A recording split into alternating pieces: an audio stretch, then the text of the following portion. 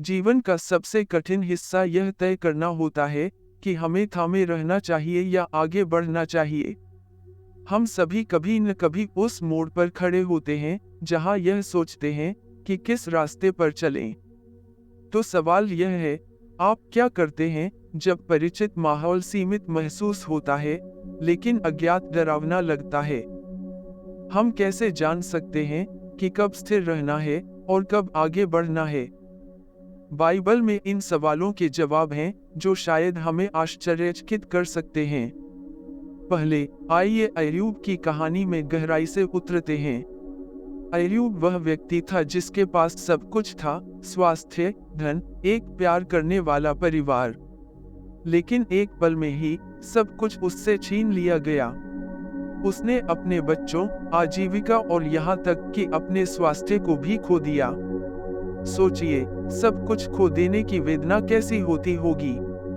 अय्यूब के दोस्तों ने उसे हार मानने की सलाह दी, लेकिन उसने थामे रखा। क्यों? क्योंकि उसकी आस्था गहरी थी। उसकी कहानी हमें यह दिखाती है कि कभी-कभी थामे रखना कठिनाइयों से बचने के बारे में नहीं होता, बल्कि उनसे उभरने के बारे में होता है। जब तूफान थमा, तो अय्यूब को उससे अधिक लौटा दिया गया जो उसने खोया था। एक तरह से अय्यूब की कहानी यह कहने का बाइबल का तरीका है, जब हालात कठिन हों, भगवान के करीब रहें और आशीर्वाद अप्रत्याशित रूप में आ सकते हैं। बाइबल यह भी बताती है कि ऐसे समय भी होते हैं जब आगे बढ़ना सही निर्णय होता है। उदाहरण के लिए, अब्राहम को ही लें। उसे ईश्वर ने सब कुछ छोड़ने के लिए बुलाया, उसका परिवार, घर और आराम। अब्राहम को नहीं पता था कि आगे क्या होगा, लेकिन उसने ईश्वर के वादे पर भरोसा किया। अब्राहम के लिए आगे बढ़ना अपने प्रियजनों को त्यागना नहीं था, यह कुछ महान की ओर कदम बढ़ाना था। अब्राहम की कहानी हमें सिखाती है कि आगे बढ़ना अक्सर उस भविष्य में विश्वास करना होता है जिसे हम अभी देख नहीं सकते। रूत पर विचार करें। अपने पति की मृत्यु के बाद रूत के सामने एक विकल्प था, मोआब में रहना, जहां वह पली भी थी, या अपनी सास नाओमी के साथ बेतलेहम जाना। रूत ने आगे बढ़ने का चुनाव किया, और उस निर्णय ने उसे एक नए जीवन में प्रेम और उद्देश्य से भर दिया। रूत की कहानी यह दिखाती है कि आगे बढ़ना अतीत को भूलना नहीं है, यह उस भविष्य का चुनाव करना है जिसे ईश्वर ने हमारे सामने रखा है। एक अन्य केंद्रीय पात्र राजा दाऊद को थामे रहना और आगे बढ़ना दोनों आता था। ईश्वर द्वारा राजा चुने जाने के बावजूद, जब वह एक चरवाहा लड़का था, उसने गोलियत का सामना किया और आसानी से डर के कारण हार मान सकता था। लेकिन उसने ईश्वर में अपनी आस्था को थामे रखा और जीत हासिल की। बाद के जीवन में, हालांकि, जब उसका बेटा अबसलोम विद्रोह कर उठा, तो दाऊद ने यरूशलेम से हटने का निर्णय लिया। यह कायरता का निर्णय नहीं था, बल्कि बुद्धिमानी का था। उसने शांति और अनावश्यक रक्तपात से बचने के लिए यह कदम उठाया। दाऊद का जीवन हमें सिखाता है कि कभी-कभी आगे बढ़ना शांति को गर्व पर प्राथमिकता देना होता है। नए नियम में पतरस ने भी इसी प्रकार की दुविधा का सामना किया। यीशु का 3 बार इनकार करने के बाद पतरस ने खुद को असफल मान लिया था। वह हार मानने और अपने पुराने जीवन में वापस लौटने के लिए तैयार था। लेकिन यीशु ने पतरस को आगे बढ़ने के लिए बुलाया, यह कहते हुए, मेरी भेड़ों को चराओ। यहाँ पतरस की कहानी हमें दिखाती है कि आगे बढ़ना कभी-कभी अपराधबोध को छोड़ना और अनुग्रह को अपनाना होता है।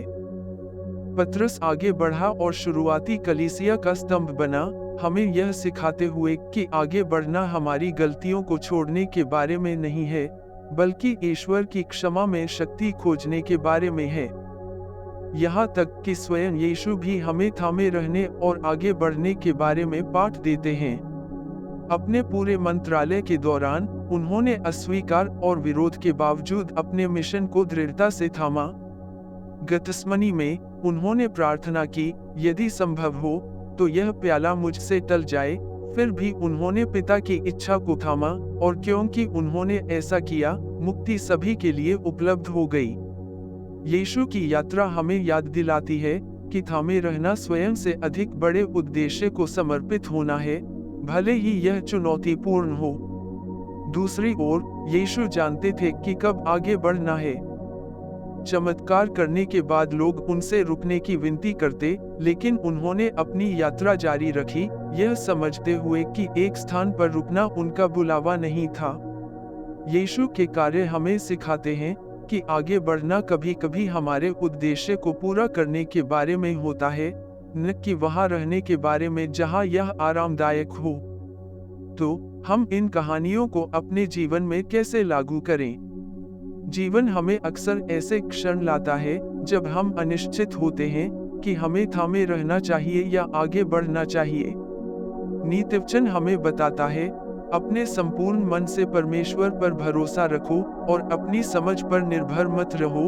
हमारी समझ हमें उन चीजों को थामे रखने पर मजबूर कर सकती है जो अब हमारी सेवा नहीं करती हैं, या आगे बढ़ने पर जब रुकने का समय है।